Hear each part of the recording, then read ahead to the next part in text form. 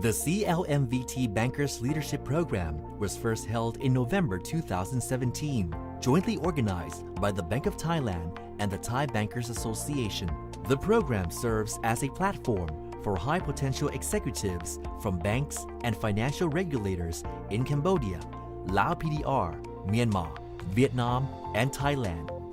to share and learn from each other's experience, especially on building and designing a dynamic financial system to foster and nurture growth of our fast-growing region. This year, the Bank of Thailand and the Thai Bankers Association are delighted to present the CLMVT Bankers Leadership Program 2018 under the theme of Innovations in Financial Services.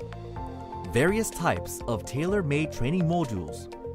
emphasizing on technology disruption and innovation in financial services industry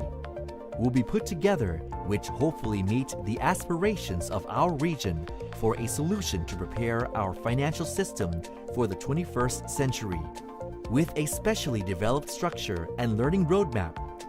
this program is an exclusive opportunity to broaden and deepen their knowledge by learning from and exchange views with high-level executives in the financial industry and interacting with leading policymakers.